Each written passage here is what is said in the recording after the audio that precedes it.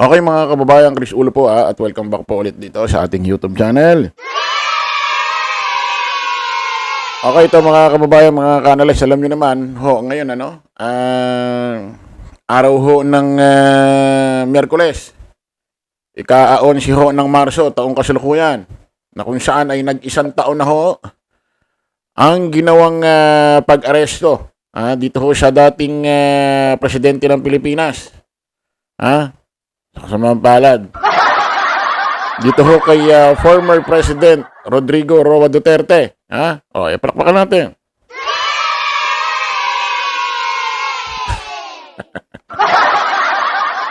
Nag-isang taon na ho, mga kababayan, ang ginawang pag-aresto ho sa kanya. Ng gobyerno ho ng Pilipinas. Sa pamamagitan ho ng Philippine National Police, CIDG.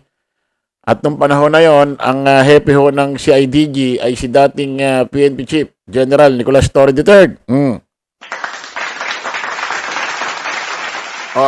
Mga kababayan, baka hindi nyo ho nalalaman, nung nakaraan ho ng 11 ho ng Marso 2025, na naggawang pag-aresto ho kay Digong ng CIDG Philippine National Police.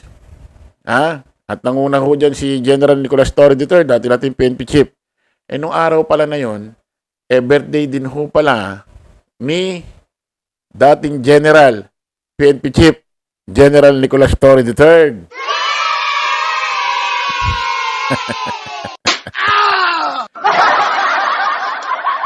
Hindi makakalimutan ni Digong yung pag-aresto sa kanya, ay hindi rin makakalimutan ni General Torre na, Kumbaga, nagkaroon talaga lalo ng bakas ang kanyang kaarawan. Nangyari yan. Isipin nyo, hindi pala na, nung panahon na yan, hindi pala na-enjoy ni General Nicolas Torre III ang kanyang kaarawan. Busy pala doon sa ginawang pag-aresto kay Digong. Na umabot yata ng 12 oras mahigit na negosasyon. Mamaya pinaghanda pa yun ng kanyang pamilya. Baka magkanda panis-panis na yung pagkain na hinanda ho sa kanya. Anyway, magmula ho rito sa ating munting programa, YouTube channel ho ni Chris Ulo. General Nicolas Torre III. Happy birthday ho. Magmula ho rito sa programa, YouTube channel ni Chris Ulo. Mahal ka namin. General Nicolas Torre III. Nandito kami para sumuporta sa iyo kung ano man ang magiging desisyon mo sa mga susunod ho na taon-panahon. Kung kayo ay mayroong itatakbo ho, especially ngayong parating hong 2028 presidential election. Bakit presidential? Bakit presidential? Ibig sabihin ng national election, ngayong paparating hong 2028, dito lang kami, General Nicolas Torre III. Kung ano man ang iyong magiging desisyon, Andito kami, susuporta sa iyo. Ngayon mga kababayan, syempre, first year anniversary ni Digong ho dyan. Dyan ho sa ICC. Actually, ang 11 ng Marso, hinuli siya. Then, ang tagal niya pa sa loob ng eroplano. Siguro naka-take off yata yung eroplano, alas 12 pasado na ng madaling araw. Ibig sabihin, 12 na ng Marso. Tapos lumapag muna siya sa Dubai. Then tsaka dumiretso ho ng The Hague, Netherlands ICC Court, yung detention center niya ron. So ibig sabihin, bukas pa talaga ang kanyang first year anniversary sa ICC Court. Ang first year anniversary niya lang yung ginawa hong pag-aresto sa kanya ng Philippine National Police. Okay, ito mga kababayan, syempre, marami hong iba't ibang nagbigay ho ng simpatya kay Digong. Marami-rami, pero kung ikukumpara yung Luzon, Visayas, Mindanao, kaunti pa rin yan dahil mga DD shit lang naman yan. Unahin na natin ito si VP Inday Sara Duterte. Syempre ang kanyang anak, na sabi ko nga, nagtataka ako sa inyo, ang daming umiiyak na mga kaalyado ni Digong magmula ho nung inaresto siya. Inaresto siya at dinala ho siya sa The Hague, Netherlands ICC Court. Maraming umiiyak na mga kaalyadong politiko, tulad nila sila Robin Padilla, Bongo, Bato de la Rosa, mga OFW, na mga DD shit. at kung sino-sino pa. Pero bukod tanging ito lang si VP Inday Sara Duterte, magmula ho nung inaresto ni dating PNP Chief General Nicolas Torre III yan, at dinala siya eroplano, at dinala na siya dahig, Netherlands ICC Court, wala man lang tayong nakita talagang kahit konting eksena, interview sa mga reporter media, na itong si VP Inday Sara Duterte ay naluluha, naiiyak, nalulungkot. Wala. Ewan ko kung bakit. Kasi kung ako, halimbawa, tatay ko, ganyan, in-interview ko. Kahit ayoko umiyak, talagang hindi ko mapipigilan eh. Hindi ko alam bakit ito hindi natin nakikitaan ng lungkot, ano? Ha? O pag sinabi, Chris Udo, baka ayaw nyo magpakita sa camera. Hindi kahit tayo mo magpakita Meron talagang ikaw mararamdamang yung alam mo yung bigat na talagang mapapaluha mata mo, yung parang hindi ka umiyak pero yung mata mo alam mo yun, paapaw na yung luha dahil kumikirit yung puso mo As in, literal na kumikirot. Nakaramdam na ba kayo ng gano'n? Yung talagang yung puso mo kumikirit literal. Parang may kumukurot. Diba? Siguro naramdaman nyo na yung ibig ko sabihin, di ba? Siguro naramdaman nyo na yung sa mga boyfriend-girlfriend nyo na nag-break kayo. Ganun ang ibig ko sabihin. Ito basahin natin. Galit ang mga tao. Hindi umano humupa ang galit ng mga tao hanggat hindi na ibabalik sa bansa si dating Pangulong Rodrigo Duterte. Giit ni Vice President Sara Duterte. Sinabi ito ng vice kasabay ng anibersaryo ng pag-aresto sa dating Pangulo ngayong Miyerkules, March 11. It is unthinkable that a government, no matter the political difference with the administration, would send a citizen to a foreign jurisdiction to be detained and tried for crimes against humanity na walang basihan at walang maayos na witnesses sa ADBC. Swerte pa nga ni Digong, mga kababayan. Sabi ko nga sa inyo kahit nakakulong ho ito sa detention center ho ng ICC Court, hindi naman mukhang kulungan. Di ba pinakita kahit isang rehas, wala naman. Kahit isang bakal na nakaganon sa pader, wala. Yung itsura ho ng kanyang kulungan, hindi nga pwedeng banggiting kulungan kasi nga wala hong bakal.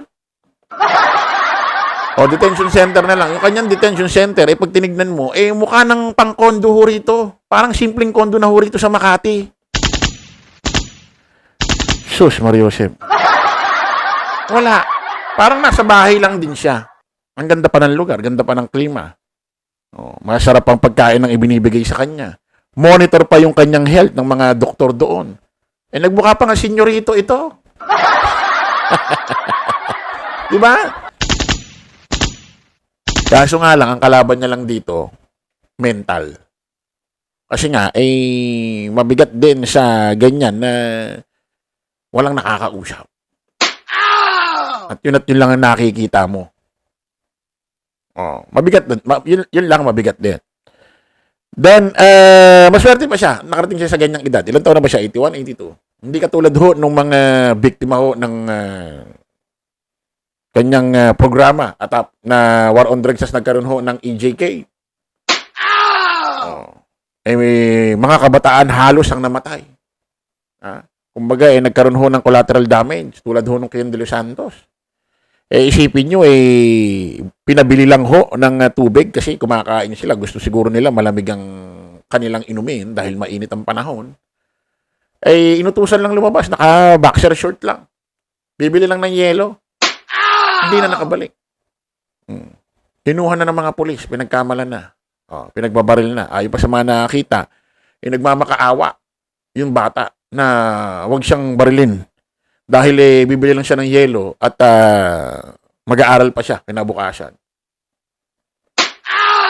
Ayun according pa sa nakakita, pinagsasampal pa raw bago ho barilin.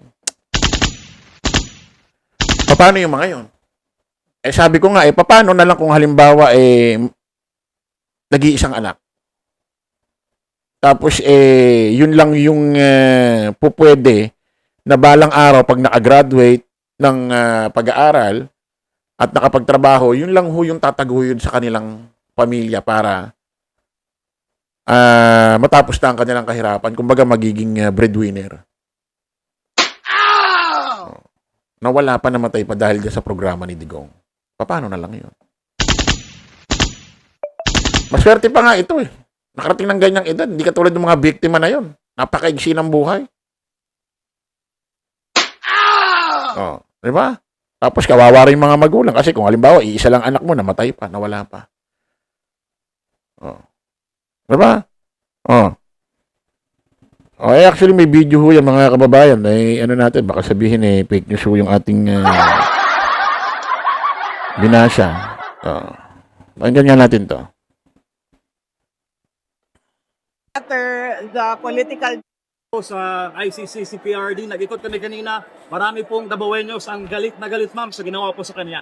Oo, hindi lang mga Dabawenyos, no? Mga Pilipino, galit sa nangyaring pagkidnap kay dating Pangulong Rodrigo Duterte. Mga Pilipino, pero hindi buong porsyento ng Pilipino, Luzon, Visayas, Mindanao. Liwanagin nyo, ha?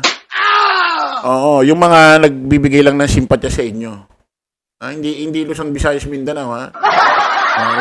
Liwanagin nyo yan, ha? Kasi may porsyento yan. Hindi naman halimbawa 150 million ang populasyon dito, ibig sabihin 150 million din. Hindi naman ibig sabihin pati mga bata ay galit. Tuloy natin. It is unthinkable that a government, no matter the political differences with the administration, would send a citizen to a foreign jurisdiction to be detained and tried for crimes against humanity na walang basehan at walang maayos na witnesses. So, galit ang mga tao. Isang taon na sila galit at hindi hupa yung galit hanggang hindi mabalik dito sa Pilipinas si dating Pangulong Rodrigo. Ano to sinasabi ni VP Inday Sara Duterte? Wala daw basihan na kasong crimes against humanity tapos wala raw mga maayos na witnesses. Ano pa rin sasabi? Ano rin sasabi nito? Anong walang maayos na? Yung mismo mga pahayag lang ni tatay mo, ni Digong, mga ebidensya na yun. Ha? Tuloy natin. Argel Relator, GMA, sir. Ma'am, ito nangyayari yung sa middle. Tingin po ba ninyo kahit kakmana yung mga hakbang yung ginagawa ng administrasyon para mas siguro ipas natin ng kababayan ko sa W sa middle? Wala tayong nakikita na ginagawa ng administrasyon. Ang banta ng giyera, narinig na natin yan noong Wag na yan. Okay na yan. Ibang usapan na yan. Nagkaroon pa ho ito si VP Inday Sara Duterte ng maiksing talumpati sa nangyaring first year anniversary sa ginawang paghuli ho sa tatay niya si Digong. Panoorin natin. Pakinggan natin. Assalamualaikum warahmatullahi wabarakatuh. Madayaw mayong adlaw kaninyong tanan. Magandang araw sa inyong lahat. Ngayong araw, ginugunita natin ang unang anibersaryo ng isang kaganapang sumubok sa ating demokrasya at sa mga prinsipyo ng due process at rule of law. Ang naganap na extraordinary rendition o kidnapping kay dating Pangulong Rodrigo Duterte ay isang seryosong paalala na ang batas ay hindi dapat ginagamit bilang sandata para sa politika o personal na interes. Ang pagyurak sa karapatan ng isang individual sa pamamagitan ng mga irregular na proseso ay hindi lamang pag-atake sa katarungan, ito ay hamon sa ating pambansang soberanya. Ang isang tunay na malayang bansa ay pinapatakbo ng sariling mga institusyon na malaya mula sa anumang panlabas na panghihimasok o dikta.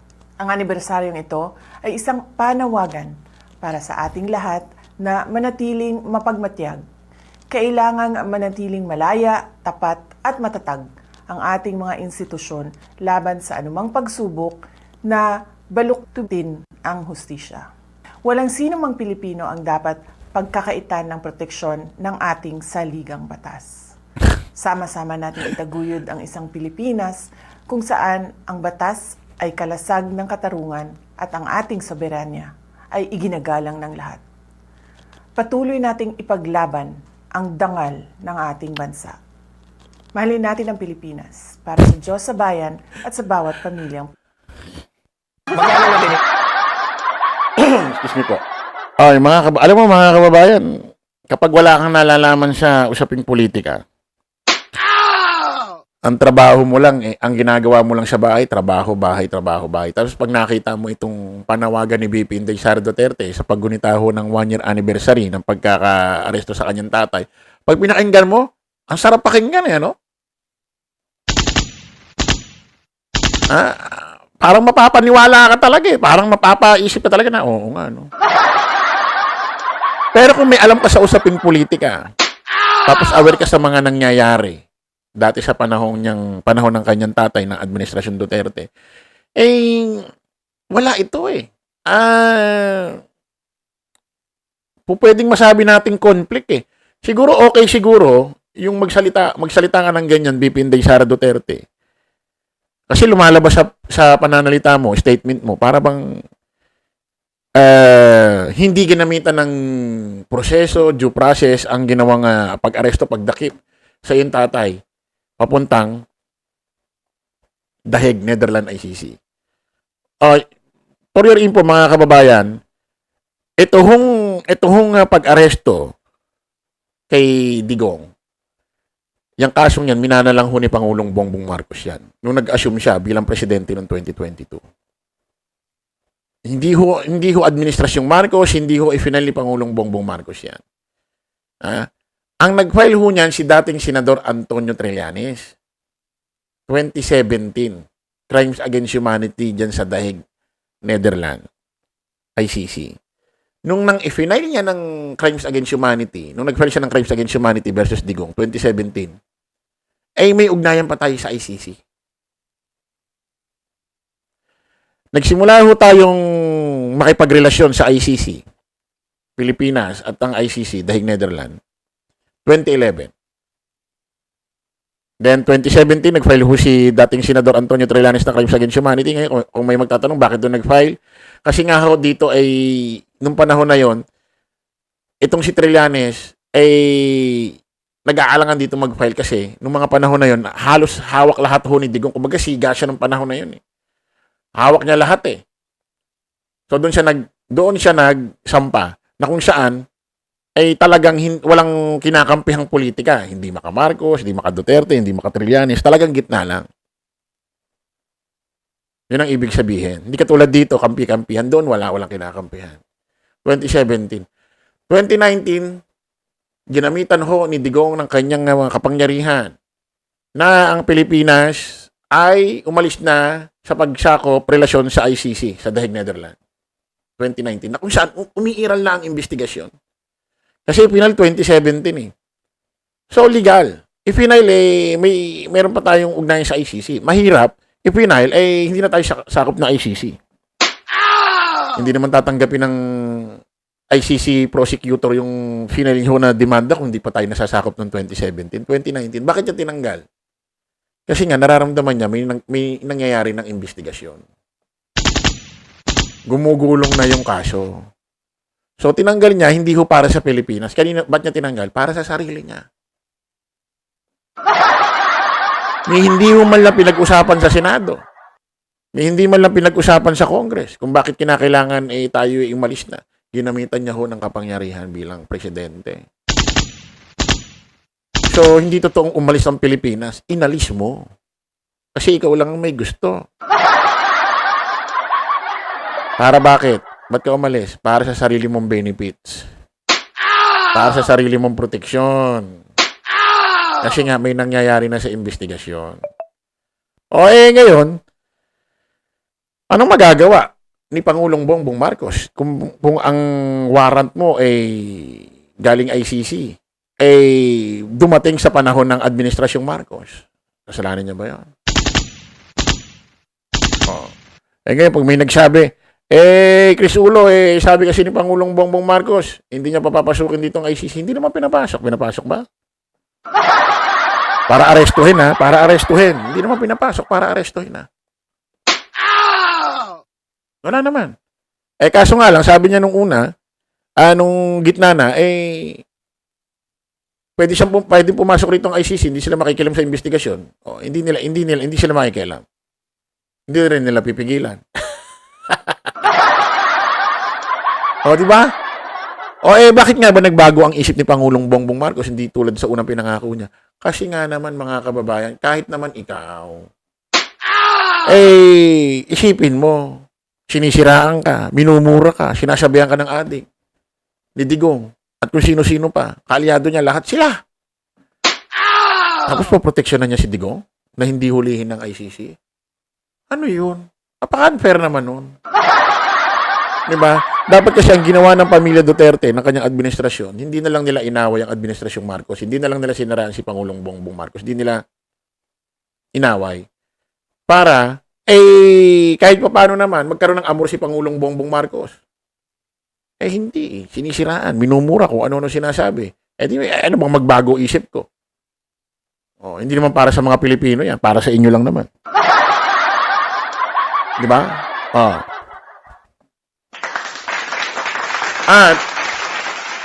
At, eto pa. Pinaliwanag na ni Pangulong Bongbong Marcos kung bakit hindi rin po pwedeng hindi payagan ng ICC na hindi arestuhin si Digong. Baka magka-problema tayo sa hinaharap. Kasi nga, di ba may mga wanted minsan dito at nagpupunta ng ibang bansa.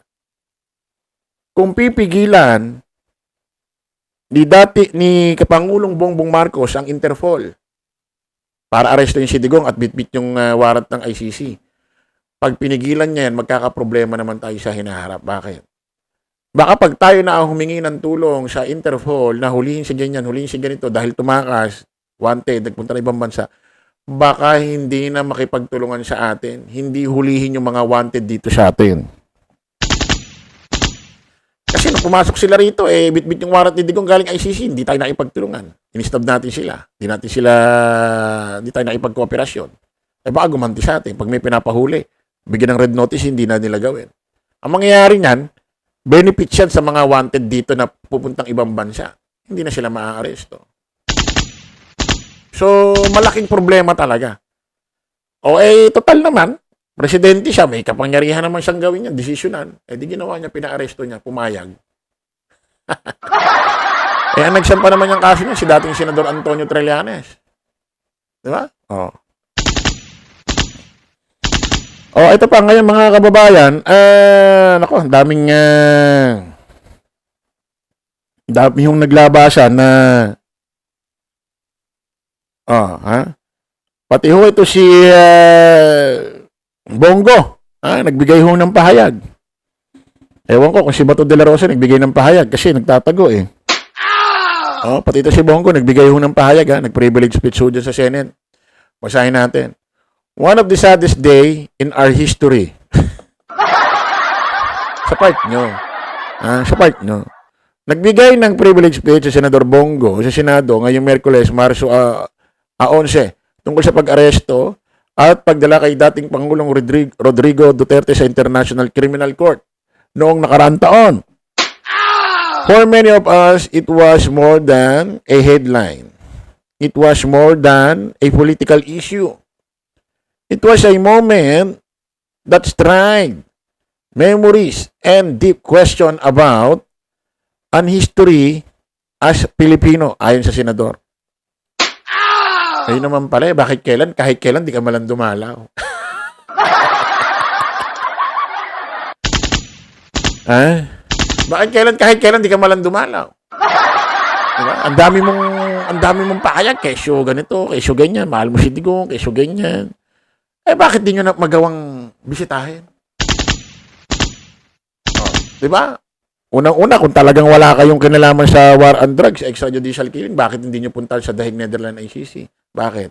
Kasi baka hindi na kayo makauwi. Hindi ba kayo nagtataka, hindi nyo malang nadalaw kahit isang beses man lang? Pero nung si Digong, presidente, nandito, hindi pa nahuhuli ng dahig ng Interpol ng Philippine National Police, hindi pa napapadala doon. Grabe yung mga interview nito kasi bibigay nila yung buhay nila, aalay nila, turing nila tatay.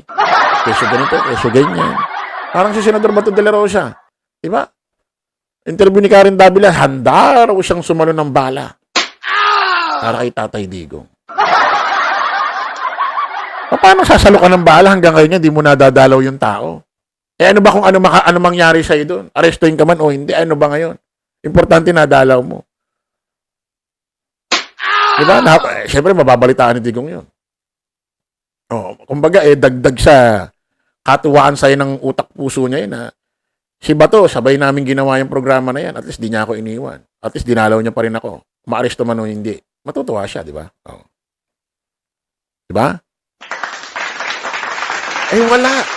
Hindi man lang ho dinadalaw nitong dalawang ito. Puro laway lang puhunan. Mahal, ganito, ganyan. Madali sabihin niya. Kahit ako ngayon, pwede ko sabihin, mahal ko si Digong eh. Laway lang naman puhunan dyan. Mahal ko si Digong. Tapos na. Paano ba patutunayan yun? In fairness kay Senador Robin Padilla.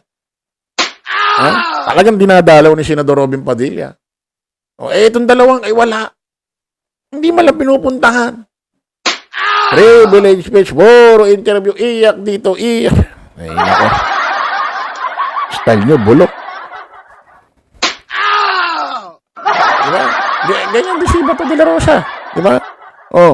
Ito naman si Senador Robin Padilla, nagpunta ho siya harap po kanina ng Supreme Court. Noong mga nakaraan kasi, mga kababayan, mayroong iba't ibang individual na sumusuporta kay Digong. Especially may ibang DDS vlogger na parang kung saan sila nagpunta. Nagpapirma sila na parang tumutulak na ang Supreme Court ay magbigay ho ng utos na si Digong pauwi na ho dito sa Pilipinas. Parang 100,000 ba yun? Ito. Pakinggan natin. Basahin natin nandiyan si Senador Robin. Sa picture na yan. Senador Robin Padilla said they have gathered more than 238,000 signatures calling for the return of former President Rodrigo Duterte home. Isang taon na, nangangamba na ang maraming nagmamahal kay Digong. Isang taon na siya doon, he said. Ang problema kasi ganito. Sige, halimbawa, kampihan ko kayo dyan. Signature, mag-uutos ang Supreme Court. Paglalabas ng kautusan, sabi ng Supreme Court, bawiin nyo na si Digong. Ito, paliwanag ko sa inyo mga kababayan. Ang ICC Court, wala nang jurisdiction sa atin dito. Pero yung warrant, paano na ipasok rito? Ang tulay, Interpol. Yung ICC, binigay yung warrant sa Interpol. Then yung Interpol nagpunta rito sa Pilipinas, pumasok, humingi ng tulong sa Philippine National Police, sa CIDG, sa panguna ni General Nicolas Torre III, at inaresto si Digong. Ibig sabihin, may ginawang tulay. Diba? Alin? Interpol. Ngayon yung Interpol, meron silang jurisdiction sa atin. May relasyon tayo dyan. Ang ICC lang wala. Ngayon, gamitan natin ng utak, no? Huwag puro bugso ng damdamin. Iisip-isip. Halimbawa, naglabas sa Supreme Court. Palabasin nyo si Digong. Palabasin nyo si Digong, pauwiin nyo. Kaya nabibigay yung papel.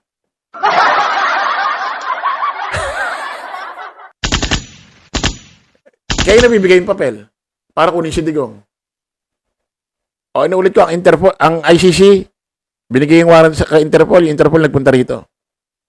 Ngayon yung Interpol, inaresto si Digong, kasama PNP CIDG, kasama si General Torre. Ngayon, vice versa, balik tayo natin, opposite, kung ang Interpol, kaya pumasok rito, bitbit ang warrant para arrestin si Digong, sino, kayo na ibibigay yung ilalabas ng order ng Supreme Court? Kanino ibibigay? Para si Digong ay kunin. Pakawalam, saan? Interpol?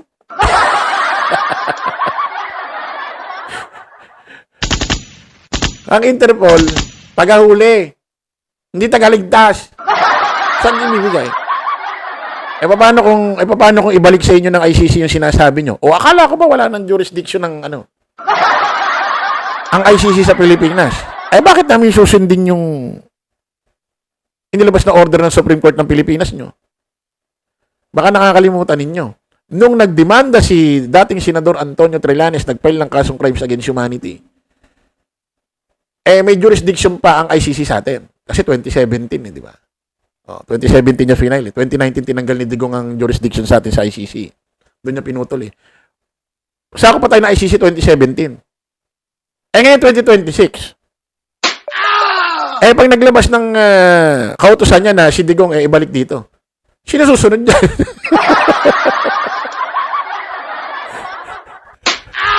Sino susunod dyan? Susunod dyan.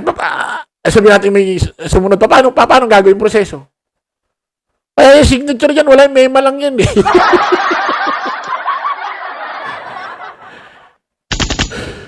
Ay, nako. Dami yung hanas sa buhay. Paano? Sige nga. Paano? Saan ibibigay?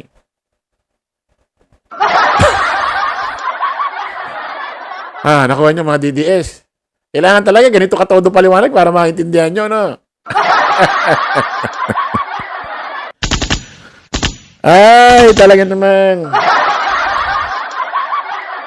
Okay, nako mga kababayan. Kita-kita ulit tayo sa panibagong vlog. Maraming salamat. Bye-bye po.